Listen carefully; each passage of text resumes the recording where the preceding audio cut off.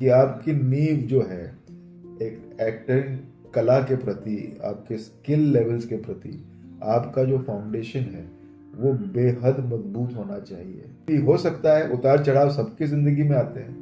बच्चन साहब तक को भी अपने 3-4 साल थे उनके ऐसे जहाँ पे उनको काम नहीं मिल रहा था, बट फिर अपने आप को फिर से रिवाइव किया, वापस फिर काम करने लग गए। शाहरुख खान को भी अगर आप देख लें तो पिछले कुछ सालों में उनकी कई फिल्में थी जो आई बट नहीं चली। कहा जा रहा था कि अब उनका समय खत्म हो गया है। फिर से उनकी 2-3 फिल्में लगातार एक के बाद एक सक्सेसफुल हुई हैं। क्यों? क्योंकि उनकी नींव, उनके अंदर के फाउंडेशन, उनके अंदर का एक्टर बहुत मजबूत है कि उसके अंदर जो जज्बा है वो हमेशा बरकरार रहेगा। उसकी कला कभी कम नहीं होती है, शायद उसका वक्त कभी कभी कम ज्यादा हो सके। ऐसी कई फिल्में हैं जो आपने सबने देखी होंगी, बट मैं उदाहरण के तौर पे आपको एक जर्नी जैसे होता है, एक सेल्फ डिस्कवरी की जर्नी है। जब हम एक्टिंग की ट्रेनिंग के संदर्भ में बात करते हैं, अपने अंदर की पर्सनालिटी को सेल्फ डिस्कवर करने का एक मौका मिलता है, और जब वो डिस्कवर हो जाता है तो आपके अंदर का एक कलाकार उभर के आता है।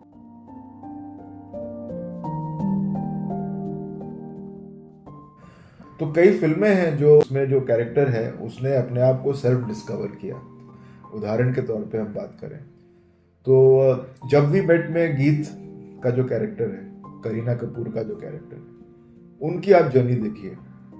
अगर आपने फिल्म देखी होगी तो वो शुरुआत में एक बहुत ही चंचल और बातूनी लड़की है, और वो जिंदगी को उसी समय पे जीती है, बट धीरे धीरे वक्त के थपेड़े उसको एक अलग की तरफ ले जाते हैं, और वो फिर एक बबली और खुशगवार लड़की से एक बहुत ही मायूस लड़की बन जाती है। तो वो भी एक जर्नी है, एक सेल्फ डिस्कवरी की, कि मैं कितनी, मतलब शायद मेरी स्पॉन्टेनिटी या मेरा खुशमिजाज मेरे ही जिंदगी में मेरे लिए ही बीड़ा बना, बट उसको रियलाइज करके फिर से उस चीज से उभर के आना और वापस वही चीज की तरफ चले जाना, वो एक अपने अंदर की एक सेल्फ डिस्कवरी थी।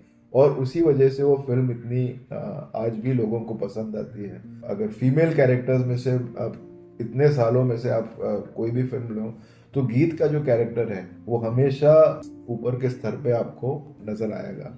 ऐसे ही एक और सेल्फ डिस्कवरी की बात करें, क्वीन की कंगना रनावत, उसमें भी शुरुआत में वो बहुत ही शेल्टर्ड सी लड़की है, कभी घर से ज़्यादा बाहर नहीं निकली, ज़्यादा बातचीत नहीं हुई। वो तो इमीडिएटली उसके ज़िंदगी में एक ऐसा एक मोड़ आता है जिसकी वजह से वो उसको अपने आप को अपने कंफर्ट जोन से निकालने की ज़रूरत पड़ती है।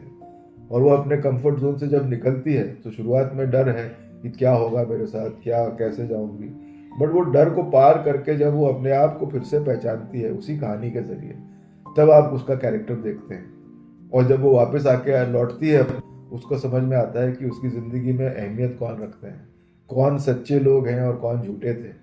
और फिर वो एक सेल्फ डिस्कवरी के ज़रिए है वो अपने ज़िंदगी को पाती है, अपने ज़िंदगी के मकसद को पाती है। उसी तरीके से ट्रेनिंग के ज़रिए भी अगर आपका मकसद है एक्टर बनना, तो जब एक्टर बनने का मकसद है तो उस मकसद को आपको पूरा पूरा करने के लिए, उस मकसद को आपको मजबूत करने के लिए एक सेल्फ डिस्कवरी में जाना ही पड़ेगा। क्योंकि आप ही की जो अंदर की शख्सियत है वो ही आपके अंदर के एक्टर को एक्सप्रेस करने वाली है।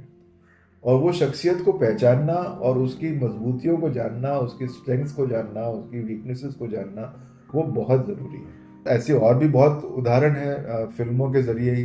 आप हाईवे फिल्म देख लीजिए आलिया भट्ट की, वो भी एक और अच्छा उदाहरण है जहाँ पे एक कैरेक्टर ने अपने आप को सेल्फ डिस्कवर किया। एक बहुत ही अमीर खानदान से बिलोंग करती हुई लड़की, अगेन शेल्टर्ड लड़की, बट उसका अपहरण होता है और फिर उसको बहुत तकलीफ़ों के ज़रिए जाना पड़ता है बाहर। ऐसे लोग उसको उठा ले जाते हैं जो उसके माहौल से एकदम विपरीत किस्म के लोग होते हैं। उसने कभी उनके साथ ऐसे लोगों के साथ कभी रही तो दूर की बात है, कभी बातचीत भी नहीं की होगी, बट उन तकलीफ़ों के ज़रिए वो अपने ज़िंदगी के बारे में काफ़ी समझती है।